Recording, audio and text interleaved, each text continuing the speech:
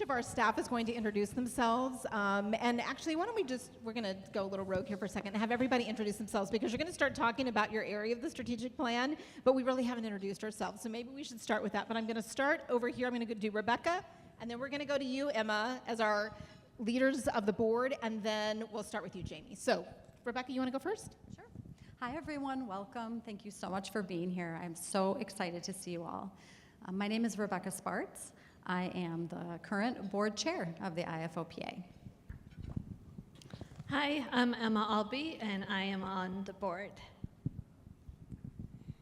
And I'm Jamie Roach, and I'm the operations director for the IFOPA. I'm Melissa Davis, and I'm the Family and Provider Support Coordinator. I'm Emily Barnes, and I'm the marketing manager. I'm Hope Newport. I'm the Family Services Manager. I'm Shay Payson, the program specialist. I'm Brian Miller. I'm the Director of Development.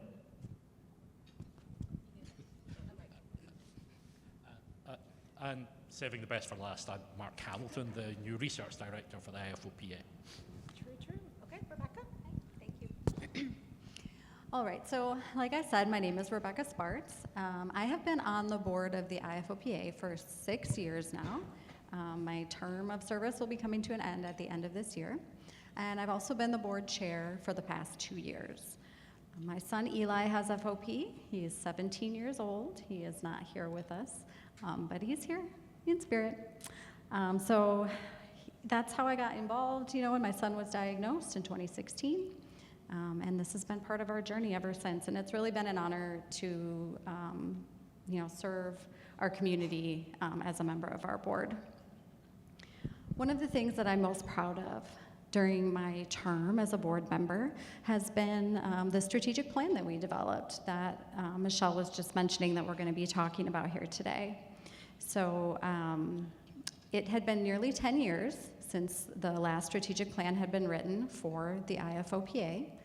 And the landscape of FOP had just changed drastically over that decade, and it was time to revisit and plan out our next few years of a path for our organization. So when we worked on this project, we had a strategic plan committee, and our board members were also involved. And we started out by asking some questions that we wanted to address. So what we were looking to find out were, what are the priorities of the FOP community? What are they looking for to get from this organization? We looked to other successful patient advocacy organizations to find out what they were doing. We were curious about what might be a unique role that only the IFOPA could play. We were also recognizing that we do have limited funds, and we have limited time and staff members. And so we were asking ourselves how we can have the highest impact for our community within the bounds of those limited funds and time. We did have a contractor who helped us with this process. She was excellent in helping us make sure that it was transparent and professional, and she really helped us reach a lot of our goals in this process. So the way that we answered those questions was really just spending some time with our community. And when I say community here, that means people with FOP, their families, but also researchers, clinicians, healthcare providers, donors, fundraisers, pharmaceutical companies, and again, other rare disease organizations that we partner with. So our community, the definition of that is very broad, and all of these groups helped us develop our new strategic plan. So we spent 2 months engaging with all those members of the community and listening to what they had to say. We conducted an online survey that was open to everyone, and we got more than 100 responses to that survey. Thank you to anyone here who might have responded to that. Your thoughts are so valuable in making this strategic plan. We also hosted 30 sessions to connect one-on-one with various members of the community and held 5 focus groups of different groups of people that are directly affected by FOP. Then our strategic planning committee and our board reflected on all that valuable feedback that we got and worked with our contractor to define the priorities of our organization for the next 3 years. So tonight, our dedicated staff and other board member here with me, we're going to share how the strategic plan is coming alive now that it was created and we're able to act upon the feedback that you all provided. So, oh yeah, there's our mission. One part of the strategic plan process was just slightly updating our mission to what you see here. And of course, research has always been a large focus of what our organization is committed to. Understanding our research goals was a really important part of why we developed the strategic plan, because we needed to hire a new research director. And so using that plan, it helped us guide that process. And I am very pleased to introduce Mark Hamilton, our research director, to tell us more about the world of FOP research.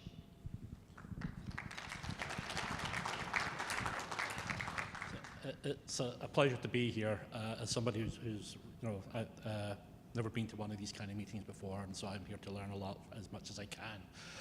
My role within IFOPA, as pointed out, is to manage research, and it's to really build upon the research that's been accomplished in the past through the IFOPA and its partners, and really move it in a new direction, where to kind of answer the bigger questions. We're in an exciting phase for FOP with, we have one approved drug, and there are more potentially very effective drugs in the horizon. And so our research strategy really has to reflect that reality, that we now really have to understand how the drugs truly work in patients, how they benefit patients, and which patients they actually will benefit most. We really need to understand that. And that's kind of where most of the research will be focused, is really understanding, have a deeper understanding of FOP biology, how ACVR1 affects different cell types and how all these interact with each other. So really pushing the boundaries on our understanding of FOP at that level, because that ultimately helps us understand how the drugs work, which patients will see the most benefit, what other drugs may we need to develop. So there are questions there that the research strategy will work around, and that will be driven by our granting program, building upon the expertise that's been developed over years of grant funding by the IFOPA. There are other questions we feel are still very important to us, even with new drugs on the horizon.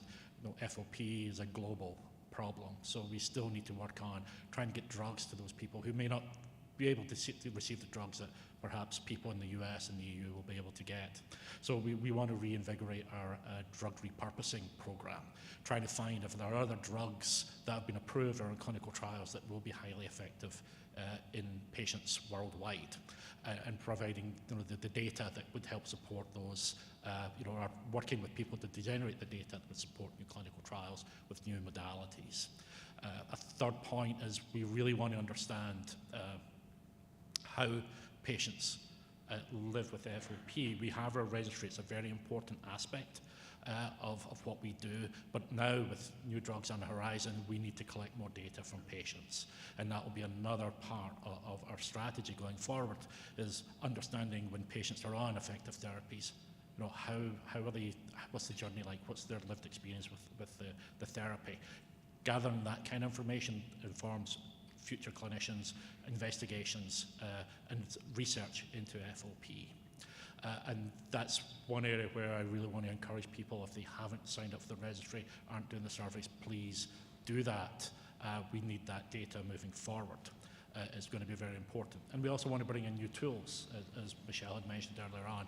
We have this tool called Mirror AR that we're trying to develop with digital infusion that allows patients to monitor the changes in their mobility and allows physicians and researchers to also understand those changes. And that will be very important over time with therapy as well, really understanding whether therapies do by themselves improve mobility in patients. And also really understanding, can modern therapies help recover mobility, especially in the context of surgery. So there's a lot of research going on, a lot of things we want to do, and I've been spent the last few months really speaking to our key opinion leaders, investigators about what needs to be done next.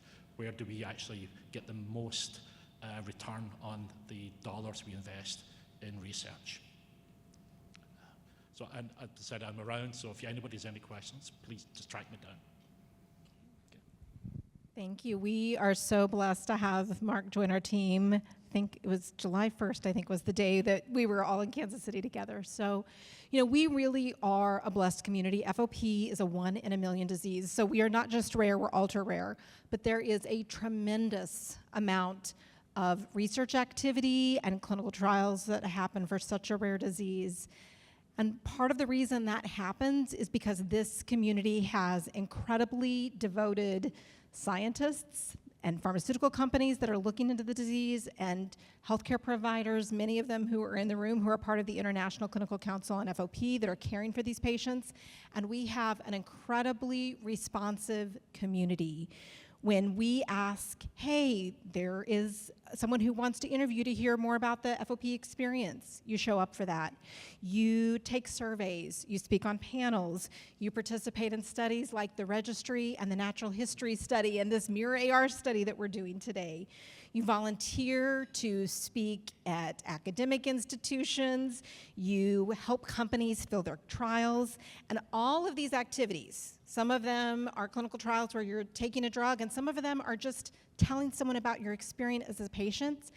Those things matter. They matter to researchers, they matter to pharmaceutical companies, they matter to doctors, and they matter to each other.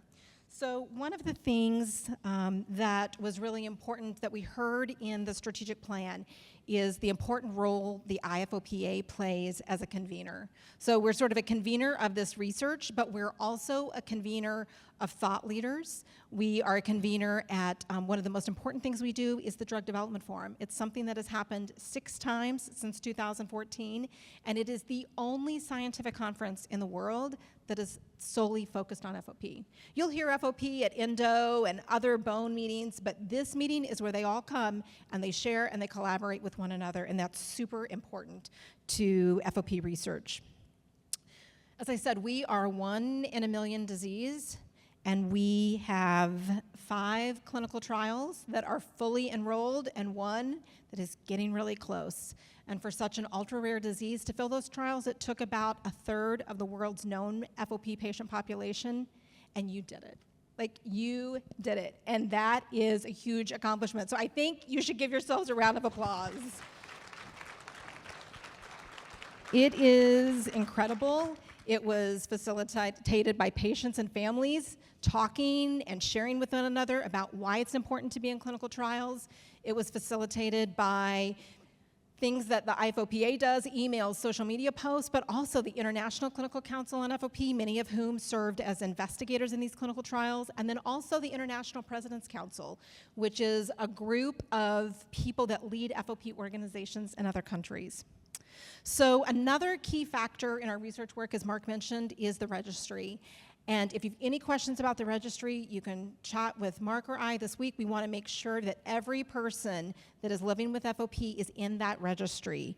It has been running this year, this summer, we celebrated 10 years of running the registry, which means we have, for some people, 10 years of data looking at their disease progression over time. And as Mark said, as more drugs come through clinical trials and hopefully get approved, that registry just becomes even more valuable. So if you're in it, keep participating. It's super, super valuable to research and to healthcare providers, but it's also valuable to you. Each year we put out an annual report. It's about to come out in December. It'll be out, and that gives information to you about living with FOP and the experiences of other people living with the disease, and you can compare your experience to their experience or show information from the registry to your local doctor so that you can help work on getting better and stronger care. So I said that Mark and I are the people to talk to about the registry because our registry, our real-world evidence manager, Sammy, is not with us. I think we're going to put up a slide. She just had her 3rd baby, and so she is at home. She's in the pumpkin costume there with her daughter, but she is at home with her little one, so she's not able to be here today. But if you have other questions, we can definitely connect you to Sammy. So thank you for so much for participating in the registry, for participating in our other surveys like the Patient Insights Survey. Saturday we have a presentation on the Health Insurance Literacy and Burden of Access study that you all participated in. I mean, we can sit up here and we can come up with research plans and we can give money to scientists to study FOP, but it does take, when these drugs get through the pipeline, it takes you participating, and we also always want to celebrate and honor the role that you play. So many options. Thank you so much. I am very excited to be here, mostly because I come from a background. I've been doing fundraising now for 23 years, and to come into a rare disease organization that has such a history to it is very special. For 35 years, the IFOPA has been raising funds thanks to community efforts from everyone in this room. Just for a quick show of hands, if you did a community fundraiser this year, one shape or form or another, can you raise your hand? There's a couple, there's a company.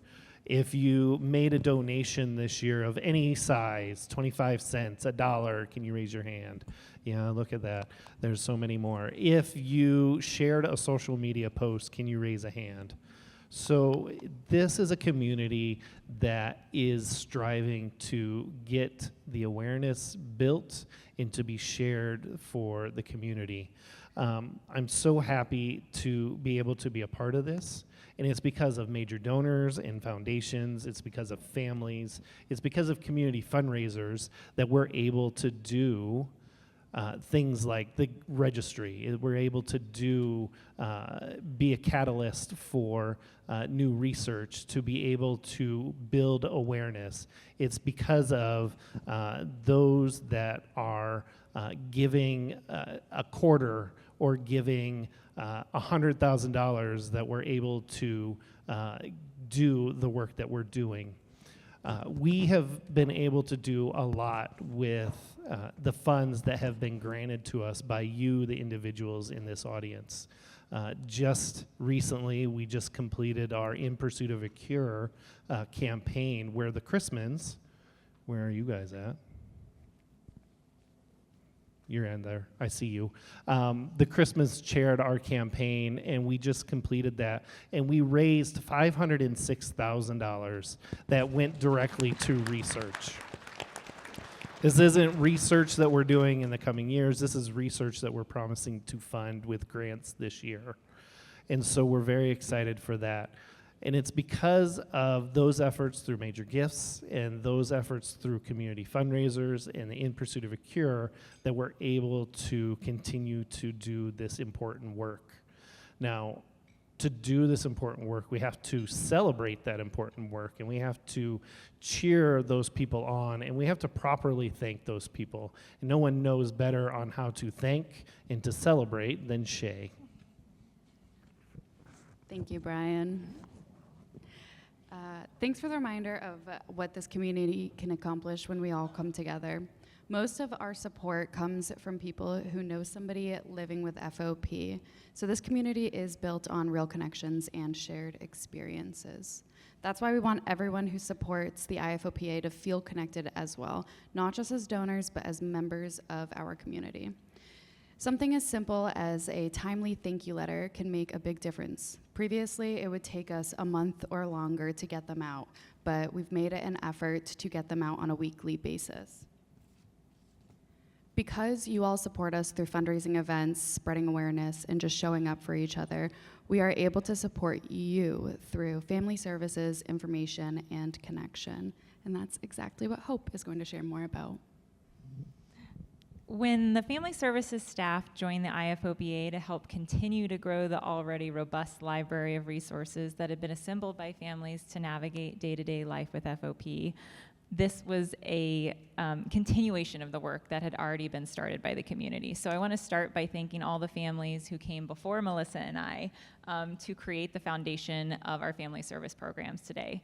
And what we heard in the strategic planning was that the IFOPA is seen, thanks to that work, as a comprehensive one-stop shop for information and services for FOP patients and their families.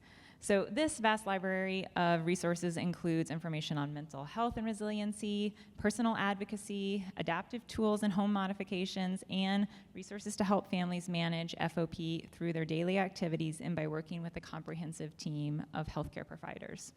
I want to take a moment to share our gratitude to the members of the International Clinical Council who are in the room here today. They work in collaboration with Melissa and I to help make sure that these resources can make it into all of your hands. And it's through their support and their expertise that we've been able to bring a variety of guides on navigating lung, skin, oral health, immunizations, and many more care management topics to all of you. And while there was a lot of good feedback in our family services, on our family service programs and the strategic planning information, we also heard that in our attempt to try to serve the many different parts of our global community, we may not be fulfilling any one group's needs fully. So where that led us in our strategic planning work is the creation of a goal where we prioritize the need to take time to evaluate the outcomes of our key programs and services to ensure we're getting all of the actionable data and feedback from you to inform our future decisions. We've only just started this work to undergo a more in-depth program evaluation of our existing family services goals and outputs so that we can identify these areas of improvement. And we will be working throughout 2026 with the Family Services Committee and a member of our board of directors who has a background in program evaluation to undergo this process together. One important change we have already implemented today from the strategic planning feedback is that the family gathering we heard is an important but also out of reach for some people community event due to the cost or logistics. So we have shifted starting in 2027 to a biannual event to help free up resources and staff time, which can be used to help meet the unmet needs we're identifying through our program evaluation work. While we'll miss seeing so many of you repeat families in 2026, we know that when we reunify in 2027 in Philadelphia, it'll make it all the more meaningful. And while Melissa and I are working to put a more complete and formal review of our programs into place, we're so grateful to have Emily here to make sure that the new resources we create make it to all of you. Hi. So quickly, I am just delighted by all of the hands that went up when you were asked if you had shared a social media post. I think we continually see that you're all engaged with our social media, that you are resharing, that you're commenting, that you're engaging with it, and we want to build on that momentum. So in 2026, and we're starting on this now, but we really want to make a concerted effort to focus on sharing more lived FOP experience through our social media channels. These personal perspectives, I think, help people to see themselves in our community, and they also show what life with FOP really looks like.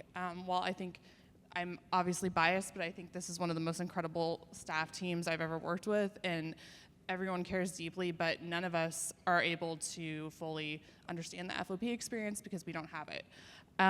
So when someone like Bernadette, who lives with FOP in New York City, creates a TikTok video and shares it, and then that gets 46,000 views, that's something that grabs my attention. And there are so many cool stories that have come out of influencers like Bernadette sharing things. That particular piece of content that she shared provided a lifeline to connect a newly diagnosed family from Peru, actually with the IFOPA. Then we have Juliana, who lives with FOP in Malaysia. She launched her TikTok in January as a way to be an advocate, and she already has 52,000 likes, which is pretty remarkable in the context of a country where they are working to get FOP recognized as an official rare disease. So we see people bravely sharing their story in their own voices, and I think this advocacy really paves the way for the next generation of the FOP community to connect and achieve our goals around awareness, fundraising, and obviously progress towards a cure. I want to continue amplifying these voices and using them to inform our content. And so we're planning to launch an IFOPA TikTok in 2026. So I hope you will all follow that. We are planning to leverage a new content library that we're building. We want to be good stewards of the stories that we've collected, repurposing content and make it easier for people in our team to find and share resources that are tailored to specific needs or topics. So kind of going back to making sure what we're doing is relevant for various groups in the community, and then planning to launch an editorial content committee to gather feedback more proactively around our content efforts. So I was having a conversation with Nadine, who I know many of you know. She lives in Germany with FOP, and she asked me recently why we didn't do a social media campaign for Disability Pride Month. And I said, I don't know. I screwed up. We dropped the ball on that. She had created all this beautiful, rich content on her page, and we didn't share it. So I have a plan for 2026 now, but what I love about this is that she felt like she could come to me and share her opinion, her idea with me, what's important to her, and to kind of hold us accountable to the FOP community, which is all of you. So I want you to find value in what we're doing with our content work, and to really do justice to the resources that our team creates. And so if there's something you want us to talk about, please connect with me. I want to know what resonates with you. And as we're thinking about the different stakeholder groups that we connect with, we have recently been focusing more attention on one specific group, and that is healthcare providers. And it's been wonderful to work with Melissa to support this initiative, so I'm excited for her to share more about what's been accomplished to date. Hello. Most of you know me from the Ability Toolbox program, but this year my role expanded when we heard from all of you that FOP awareness among healthcare professionals was an important undertaking for the IFOPA. This year, we've been focused on expanding our reach and deepening our connections with the healthcare providers and community that we already know. In June, we launched FOP Link, a quarterly e-newsletter that's just for healthcare professionals. It's a place where we can share important resources from the ICC, share and promote continuing medical education, such as the 10 Soldiers Grand Rounds and our recent collaboration with Czech Rare Medical. And we also focus on an aspect of FOP care management in each issue, where we share a lived patient experience and critical knowledge from an FOP expert. Through avenues such as attending medical conferences like the American Academy of Pediatrics and the American Academy of Family Physicians, our health literacy and access survey, which you'll learn more about this weekend, and reaching out to all of you in our community to share your healthcare providers with us. We've expanded our email list to over 300 providers, and it continues to grow. As we expand our outreach and grow our connections, having a system that can handle this increasing volume of community members is so important. And Jamie's going to share about our internal organization structure. Thanks, Melissa. So you've already heard mentioned the many different stakeholders that are a part of the FOP community. Behind the scenes, communicating with and tracking all of us, all of these different audiences, requires databases and systems that are sophisticated and up to date and allow us to track and communicate with everyone, including all of you. We also heard from the community that the IFOPA's investments in our organizational capacity have transformed the organization in a positive way. All of these investments are ultimately to better serve you and advance our shared vision, a cure for FOP, available worldwide. One of the key ways we bring together this worldwide community is Global FOP Awareness Day, and Emily is going to talk a little bit more about that now. Me again. So Awareness Day is incredibly important for our global community, and for those of you who may not know, we celebrate that every year on April 23rd, so that's actually the anniversary of the press conference where the discovery of the FOP gene was announced. After this last Awareness Day, we did a pretty comprehensive audit of community engagement and participation of all the global FOP orgs around the world, and during this process, kind of combing through all of the social posts and various content that was produced worldwide, we actually discovered several fledgling FOP leaders globally, and we've been able to connect them to our broader network of FOP leaders through the International President's Council, as well as provide them with some resources and consultation on growing their presence. I also did a listening tour with FOP global leaders about what felt meaningful to them in the scope of their work and their unique FOP communities that they serve. We had conversations about what's been effective in their countries and where the gaps are. And one theme that came across was, how do we get outside the echo chamber of people who already know about FOP? Everyone in this room already knows about FOP, so how do we get other people to care about this as a rare disease? I think this reflects a shared recognition that we have done good work, but we need to push further. And I think the heart of our strength is summed up well in this statement from our strategic plan, that the IFOPA has been able to bring FOP patients together in a way that has enabled a unified patient voice to drive progress with a deep sense of community across the network. So we don't just celebrate this unity, we can use it to create change. On an individual level, I think there are many things we can each do. We can have a fundraiser. I know there's many community fundraisers in the room with us. You can share an awareness kit, and this was a new initiative we launched last year, and we actually have those available. You can look at them and purchase them. There's one on the registration table.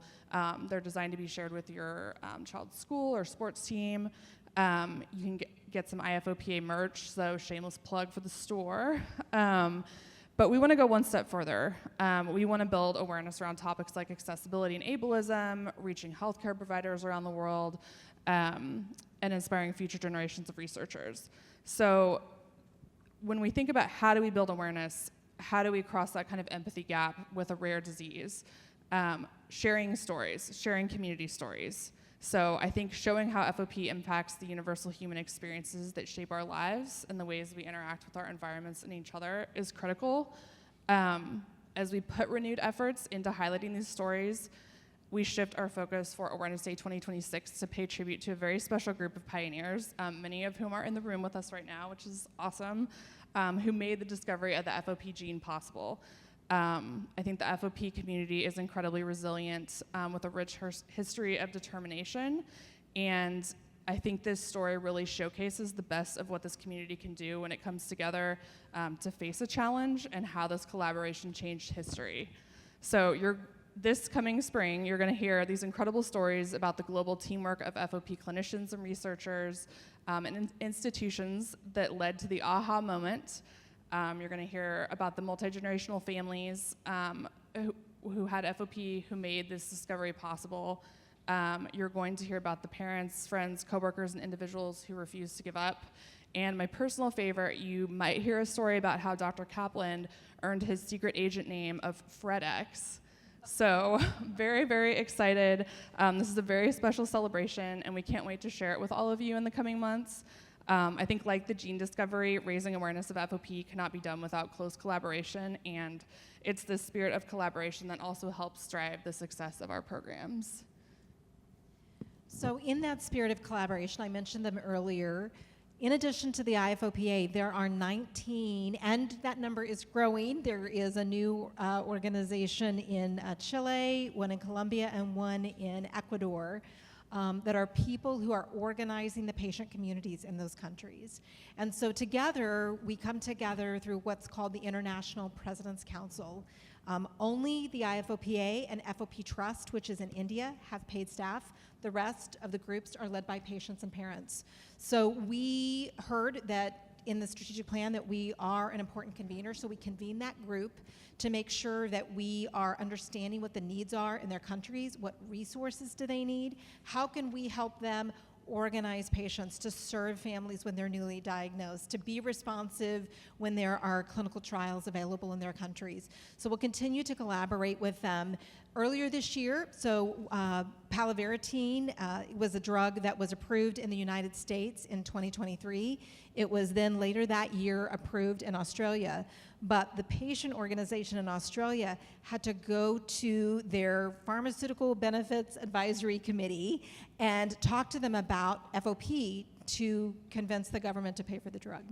So we worked with them in providing aggregated and anonymized data from the registry and from patient experience of how we talked about FOP in the United States when it was being reviewed by the FDA, so they could use those tools when they were talking to their Pharmaceutical Benefits Advisory Committee. So it's really about sharing resources among these groups. So we're in the process right now of conducting a survey to identify where are the gaps and what are tools and resources that the IFOPA can develop. So even when you give to the IFOPA, like you're helping research around the world, but you're also helping these patient organizations around the world as we work together to serve patients and families better.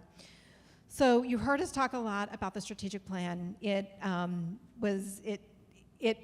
was such an important exercise, but it was led by our incredible board of directors. So I'm going to invite Emma now to share with you a little bit about what it means to be on the board and who's on the board, and a little bit more about her experience.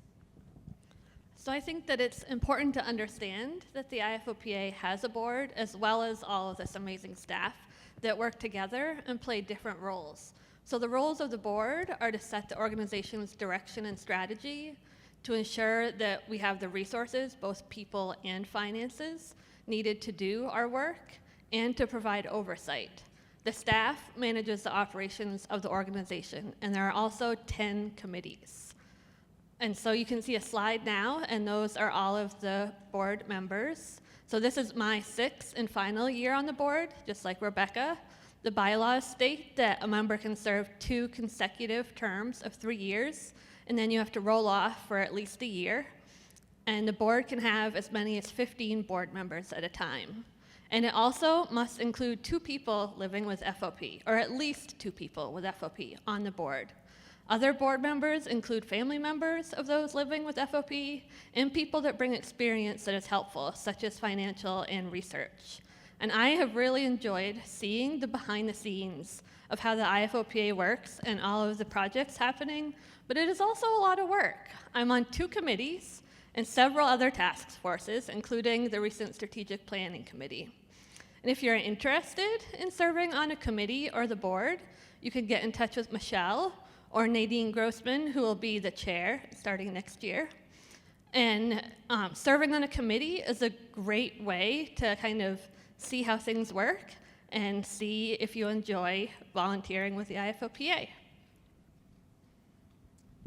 Thank you, Emma. So we have been really excited to share with you. Again, we appreciate the role that you all played in participating in the strategic plan, and we had fireside chats this summer where we rolled out the strategic plan to our emeritus board members, to members of the ICC, of the International President's Council, people that were donors to the organization. There was a day where we did 3 fireside chats in 2 days, and at one point early on the first morning, we had people, almost 90 people on from 6 continents that were listening about the strategic plan. So thank you for helping us develop it. We'll continue to be telling you about how it's unrolling and the programs and resources that are developing for you, whether you're a family or you're a researcher or a healthcare provider or you're a pharmaceutical company. I hope you've heard how there are resources for each of you.